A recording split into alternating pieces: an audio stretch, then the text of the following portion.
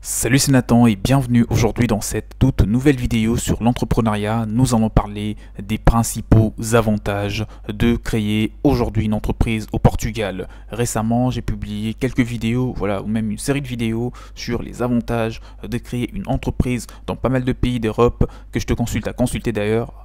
Sur la chaîne. Aujourd'hui, pour le coup, nous allons parler du Portugal. En tout cas, nous allons nous focaliser sur le Portugal afin de t'aider, en tout cas en ayant une idée sur les avantages ou sur les raisons qui devraient aujourd'hui te pousser à créer ton entreprise dans ce pays qui est vraiment intéressant en matière d'affaires. Mais avant de parler des principaux avantages de créer son entreprise au Portugal, je te conseille par-dessus tout de t'abonner à la chaîne en activant la cloche de notification qui est juste là en dessous afin de ne rien rater sur toutes les prochaines vidéos qui seront publiées avec une forte valeur ajoutée telle que celle-ci sur l'entrepreneuriat et sur plein d'autres sujets. Et je vous conseille toutes ces personnes qui veulent bien entendu réussir à tout prix le lancement de leur entreprise au Portugal, je vous invite à me contacter. Mon mail est juste là dans la description de cette vidéo afin d'échanger et de vous aider parce que je vous ai mis à disposition, je vous ai vraiment créé une série de formations, des programmes, des coachings ou même un guide PDF qui est mis à disposition afin de vous aider à découvrir vraiment les dessous du marché portugais, notamment dans les affaires, pour que vous puissiez réussir dans le lancement de votre entreprise en comprenant la clientèle portugaise, comment ils consomment en tout cas le produit et comment vous devez vous adapter pour réussir votre entreprise en amont, comment immatriculer votre entreprise, les démarches à faire, etc. Donc tout cela, je vous ai réuni en un pour réussir. Tout ce que vous avez à faire encore une fois, c'est de me contacter à travers le contact qui est juste là dans la description de la vidéo après que vous soyez abonné à la chaîne. Donc depuis quelques temps déjà, de nombreux entrepreneurs ont décidé d'implanter leur entreprise dans des lieux qui leur font bénéficier d'un climat plus ensoleillé. Donc avouons-le, si vous ne pouvez pas partir en vacances en raison des diverses raisons qui peuvent être personnelles que sanitaires, alors il est bien sage de vous installer dans un endroit qui peut offrir cet équilibre travail-vie ensoleillé sans aucun déplacement. Le Portugal est devenu un des pays qui offre cet équilibre à un nombre croissant d'entrepreneurs expatriés, non seulement à cause de la météo, mais aussi parce que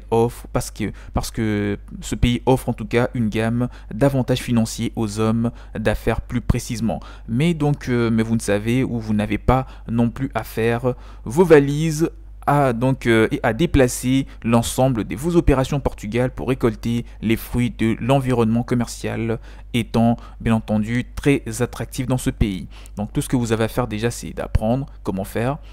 Avec des formations, avec des documents qui sont mis à disposition et bien sûr implanter votre entreprise et rester où vous êtes en mettant des personnes bien compétentes pour la diriger si c'est ce qui vous intéresse.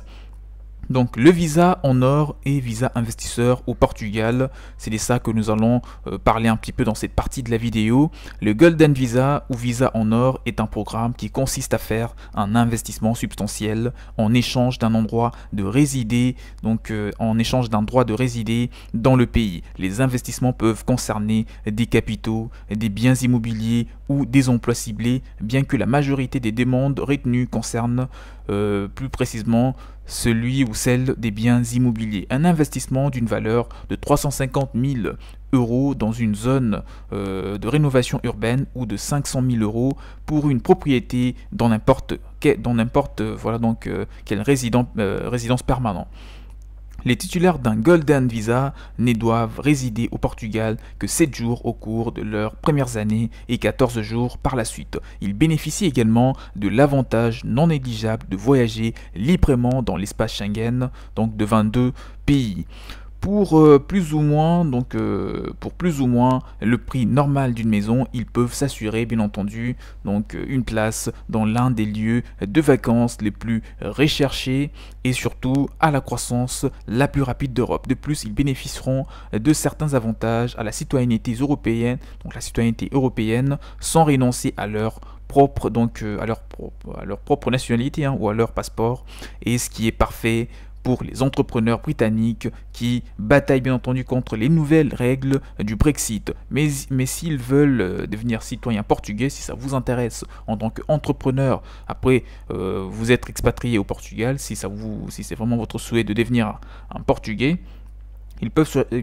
sachez que vous pouvez choisir de le faire après 6 ans seulement, pas avant. Alors parlons maintenant des avantages fiscaux au Portugal. Pour les entrepreneurs souhaitant créer une entreprise dans ce pays, il existe diverses incitations fiscales qui s'avèrent populaires. Pour encourager les investissements étrangers et contribuer bien entendu à la croissance et surtout à la création d'emplois au Portugal, le pays a passé la dernière décennie à proposer des exonérations fiscales, des déductions et des taux de TVA réduits pour attirer des investissements étrangers sur ses côtes. Voici quelques-unes des incitations que tu dois connaître. On a en premier lieu le programme de démarrage pour aider à investir dans des startups technologiques innovantes ou des petites entreprises. Deuxièmement, la deuxième incitation, c'est une plus-value de cession de parts de micro et petites entreprises. On a aussi le régime fiscal pour les résidents occasionnels. On peut aussi citer le régime fiscal pour les ex-résidents, un dispositif fiscal de soutien à l'investissement aussi qu'on appelle le RFAI. On a un système d'incitation fiscale à la recherche et au développement qu'on appelle le SIFIDE, donc numéro 2. On a la déduction pour les bénéfices non répartis et réinvesti, et enfin une aide à l'installation d'entreprises dans les localités intérieures. Tout cela sont des incitations que le Portugal a mises en place au fil du temps pour encourager en tout cas les personnes à investir dans son pays.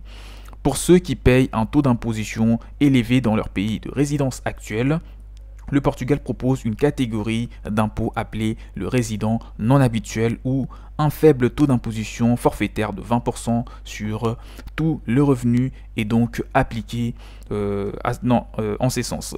Ce statut peut être conservé au maximum 10 ans, d'accord, et peut être utilisé pour toute personne exerçant les professions suivantes, notamment comédien, architecte, artiste, auditeur, professeur des collèges, chef d'entreprise, profession de l'informatique et de l'informatique, les dentistes aussi, les médecins, les ingénieurs, les musiciens, les scientifiques, pour en finir. Donc là, nous allons maintenant parler de l'équilibre vie privée et travail au Portugal, pour te dire que voilà, à ce point, c'est que le Portugal a atteint un rang très élevé dans l'indice des développements humains qui mesure la moyenne du développement humain, du bonheur et du niveau de vie surtout. Il se classe également dans le top 5 des pays les plus sûrs au monde, dépassé seulement par l'Islande, la Nouvelle-Zélande et l'Autriche. Ainsi, l'environnement sûr, associé à la nature amicale des Portugais, dont beaucoup ont bien entendu d'excellentes compétences linguistiques en anglais, en français, en espagnol.